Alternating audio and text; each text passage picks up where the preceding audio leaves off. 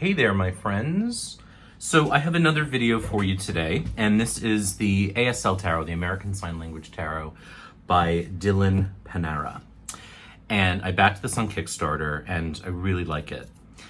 Now, it's I guess worth saying that American Sign Language is, like sign language across the world is not universal. There's American Sign Language, UK Sign Language, French Sign Language. And at one point I actually learned through a friend that American Sign Language is actually closer to French Sign Language than British Sign Language, because American and French Sign Language, evidently, I'm not a historian in this case, have similar roots. So that's worth knowing. This is specifically American Sign Language. The other thing is, I think we need to get the elephant out of talk about the elephant in the room. This is a really thick deck. The cardstock is super thick. It does not bend. So you're not going to get a riffle shuffle out of this. And I know that's going to turn some people off. I don't mind it because sometimes I think the thing is more important than what it's made of. You know what I mean? And I think in a case like this, if a deck is going to make someone feel seen or feel part of the tarot community in a way that maybe they haven't before, I'm not bothered by the cardstock, you know. And I really like the art quite a bit. So let's take a look at the deck. It has a little white book, and I think what makes this really unique is that all of the majors are signing sort of their name. So for example, the Fool is signing Clueless, the Magician is signing Magic, the Priestess is signing Heart/Touched, Empress's mother, Emperor's father, etc. So it's cool, and Dylan, the creator, also tells you how to make the sign with your hands. So in the little white book, they say, have your thumb touch your index finger, then moving it left and right over your forehead. So you can see there's actually an extra hand doing it there. So it also came with a spread cloth in this little box, which is a very cute box. And I don't use spread cloths, but it was part of the campaign, and it's gold on black. And so here's the back. So again, embossed. Artistically, I really like this deck very, very much. We're gonna zoom in. It reminds me so much of kind of vintage Rider-Waite-smith iterations from, you know, like the 60s and 70s. And it makes me smile for that in that way. It's absolutely Rider-Waite-smith. And I just think it's so, I really like the art a lot. The color palette is very 60s in a good way. There's something there, I think because of the counterculture 60s, tarot has this association with that time period. And so it just feels kind of appropriate in a way.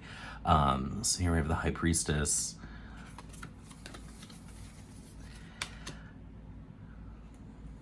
Whoops. The Emperor.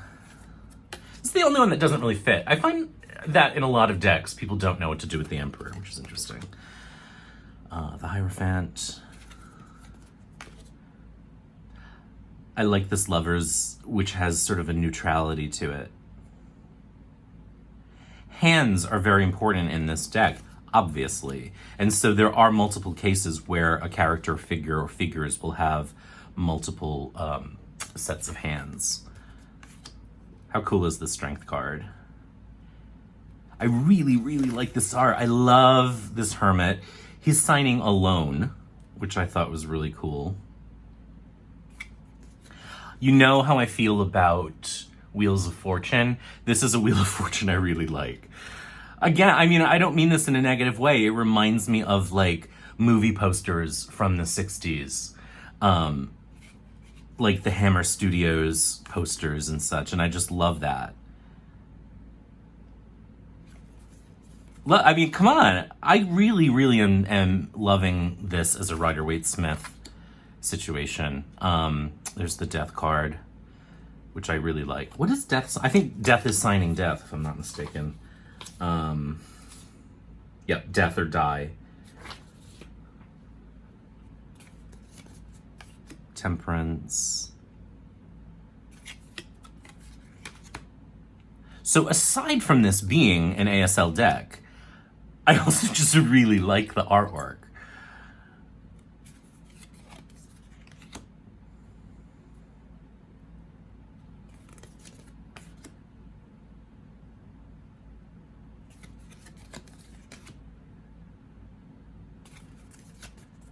This is a very cool judgment card. Oops. So those are the majors. Put them aside. And now we get into wands. The minors are signing their number. So they're not signing a meaning, they're signing the number of the card.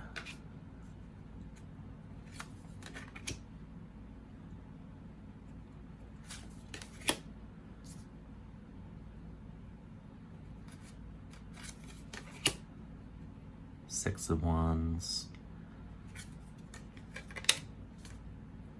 7, 8, 9, and 10. So you can see it's very, very Waite-smith.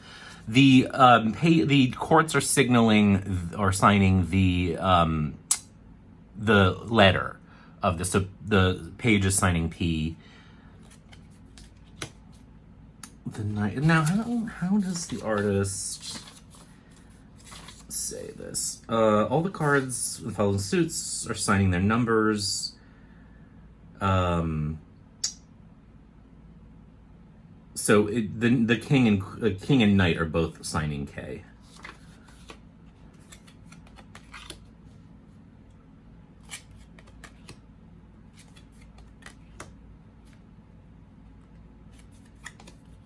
I like this.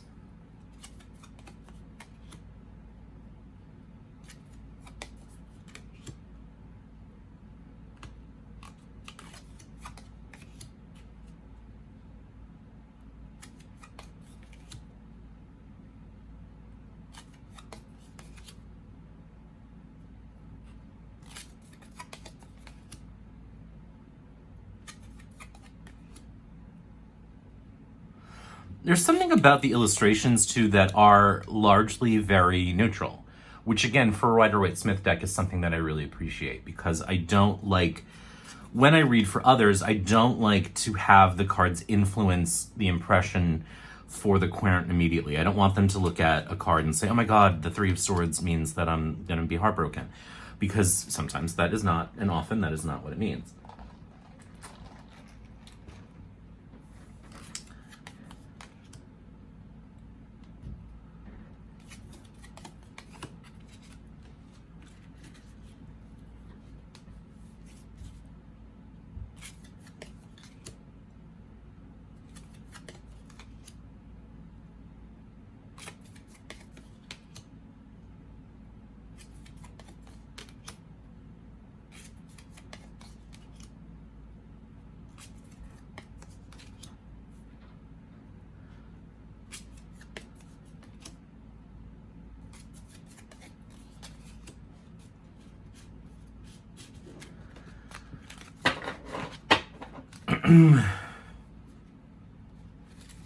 Sorry, I'm just trying not to make a mess, which is my frequent MO. So there's really nothing I mean, I shouldn't say it that way. You know, it's Rider-Waite-Smith. It's so there's not like radically different reinterpretations is maybe a better way to say it. But the color palette, the art style, I'm very, very down with. And again, I like that a deaf artist said, I want a sign language tarot, and made it. And did a really beautiful job with it. You know, in terms of the cardstock, yeah, it sucks. But look, I have vintage decks or art decks that have equally thick cardstock or almost as... My favorite Corte de Tarocchi is thicker or as thick as this deck when it's all together. And I have no problem using that. Yeah, it's probably just about as thick.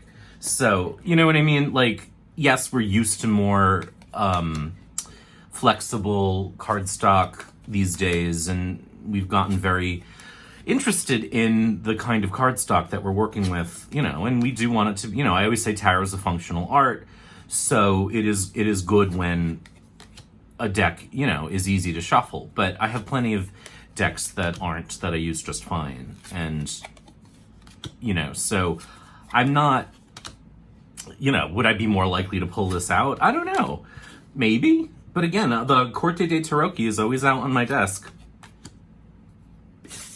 And it never, I never don't use it because it's more awkward to shuffle. So actually, let me zoom out and show you. So this one is slightly thicker than Corte dei Tarocchi, so it is meaty.